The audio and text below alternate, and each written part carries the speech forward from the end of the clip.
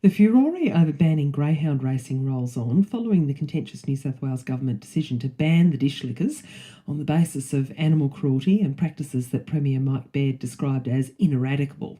He said there was a hardcore of the industry who'd been given many opportunities to reform on matters like live baiting and killing animals who were excess to racing requirements. Now, the local Canberra industry says that there could be a third way. They're advocating an approach similar to the one being taken in Tasmania, and Kel Watt joins me now. He's a spokesman for the Canberra Greyhound Racing Club. Kel, good morning to you. Yeah, morning, Genevieve. Good to be on. Now, let me just place you here first. You're not an owner or a trainer, but they've hired you here in Canberra to get their message out. You're an advocate for the industry.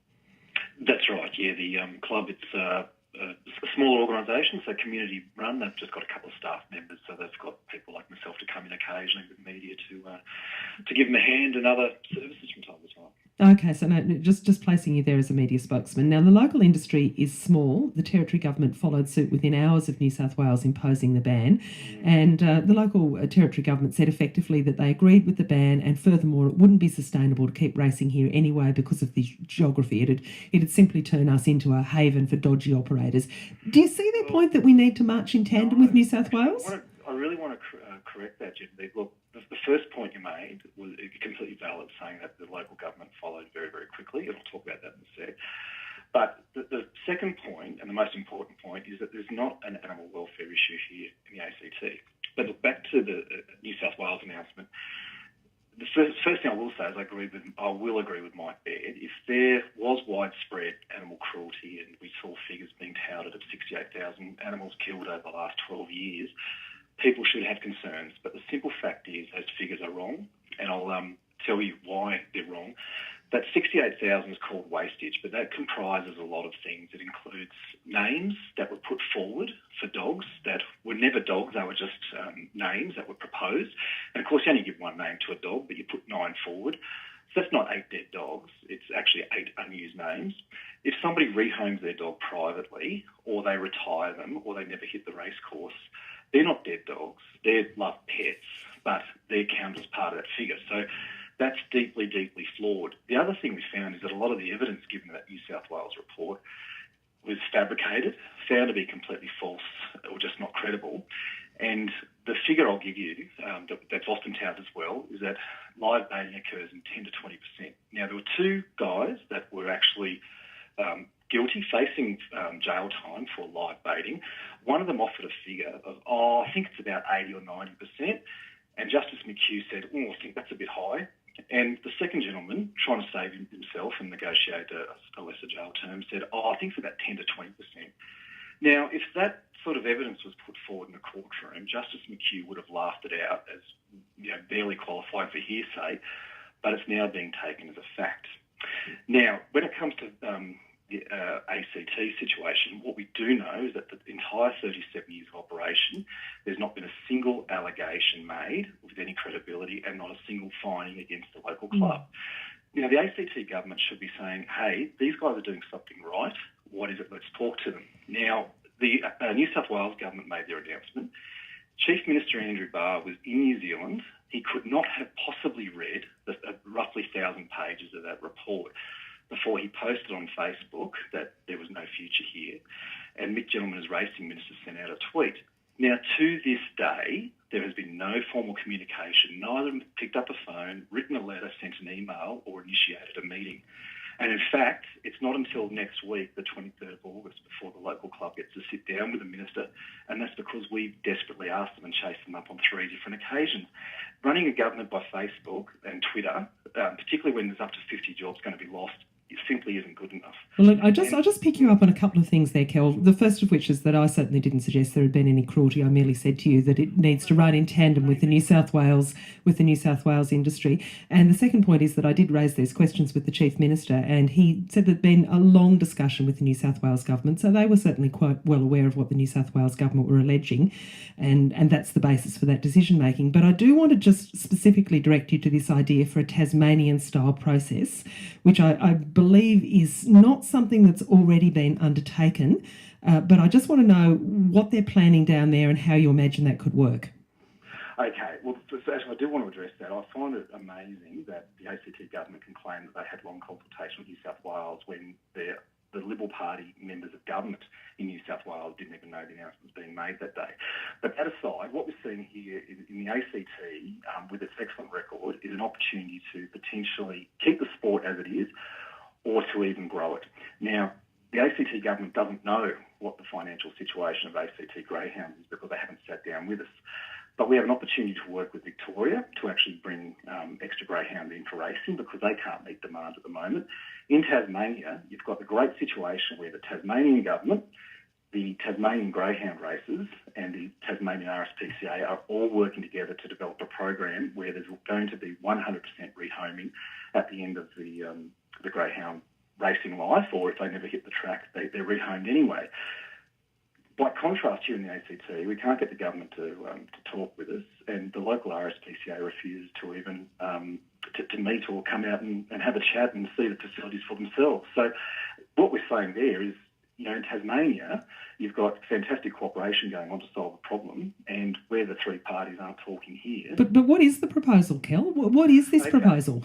Well, the Tasmanian government will be sitting down with the greyhound industry and meeting the RSPCA standards around euthanasia, which is only severe illness, injury, old age, etc., is where it can come into play. So that at the end of a greyhound race's life, that greyhound is given a rehome. So you've got the three bodies, the government, industry and RSPCA, working together to rehome an animal and to make sure that they do go on to become pets. Now, that's largely what happens here in the Canberra region anyway, but to formalise it is going to give the government confidence and therefore the Canberra community confidence about the way the sport is run as well. So are you talking about an inspection process, or are you talking about tracking the dogs? I understand this is described as cradle to grave.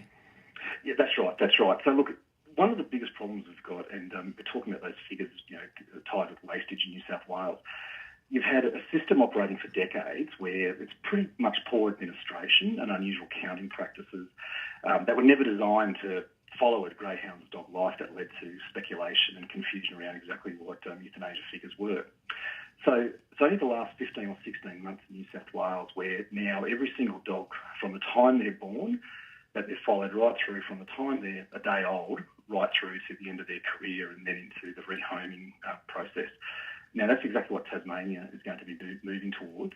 And what we're saying is Tasmania can adopt that process and see that it's starting to get some traction in New South Wales, rather than just throw it on the scrap heap the way the New South Wales government wants to do. The ACT government shows they're quite happy to look into state for greyhound policy ideas. Well, don't just look at New South Wales, look at what's going on in Tasmania. And in fact, you could even look at what's going on in Queensland, where in the last couple of days, they've announced they're going to expand greyhound racing into the Gold Coast to take up some of the slack from northern New South Wales. Now, who would be carrying out this work? I mean, as you said, the RSPCA here in Canberra has been very much in favour of the ban. They see it as inevitable, as the Territory Government does. So who's going to do this inspection process and who's going to fund it? Well, there's going to be a variety of options. So we're prepared to go to the government and say, look, we're not going to be bloody minded it's this way or no way, that it can be done internally through an accredited regulator. It could be done in conjunction with an independent regulator from interstate. The ACT government might want to take it on, or perhaps you get an independent integrity unit. So there's lots of options, and there might well be another way out there that the government would be happy with. Now, in terms of funding it, the industry has got private investors in New South Wales be happy to look at it. If New South Wales does close, Canberra's got the potential to go from they're actually one race meet at the moment. Next Wednesday, they move to 2 race meets a week. And if New South Wales closed, they could move comfortably to 5 or 6. So that's going to allow a huge multi-million-dollar expansion of the industry here. It's going to provide 100% guarantee of animal welfare standards because the dogs can be looked after with surveillance, 24 hours, 7 days a week, CCTV footage, so that the government or anybody else can come in and make sure that there's no cruelty or live baiting going on. And with the extra money coming in, it could be completely self-funded. But we're prepared to sit down with the government and discuss all these options.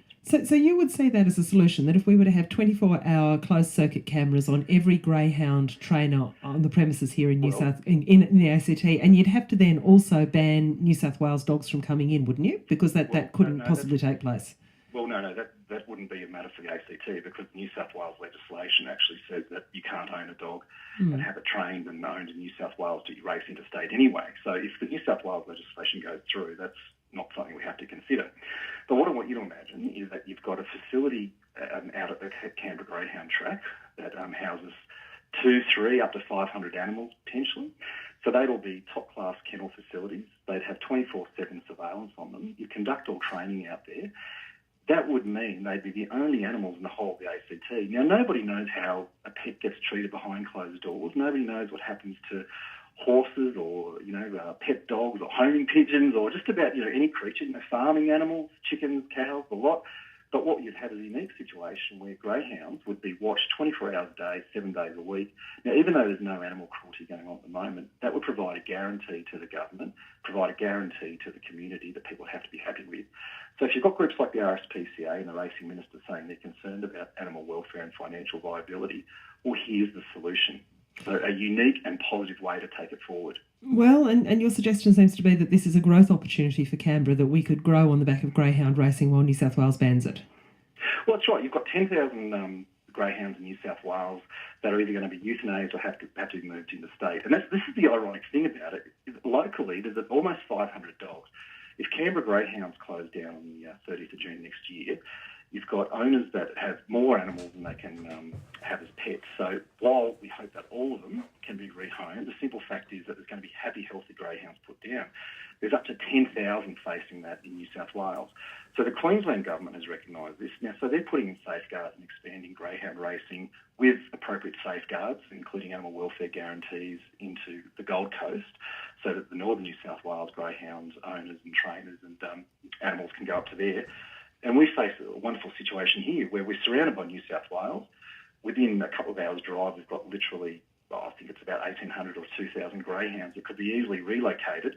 That's a big boom to the ACT economy. But more important, it means those animals are kept alive. There's guarantees about how they're treated. And things like live baiting are taken completely off the table. Now, even though that doesn't happen here and there's no record of it in nearly 4 decades, people will have a guarantee that simply can't be provided in any other way. So the ACT could be a national and international leader in this. Okay, Kel Watt, let's keep up to date with what's going on, but thank you for your explanation of that proposal. Thanks for your time. Thanks, Genevieve. All right, bye-bye. Kel Watt, who's been employed as a spokesman for the Canberra Greyhound Racing Club.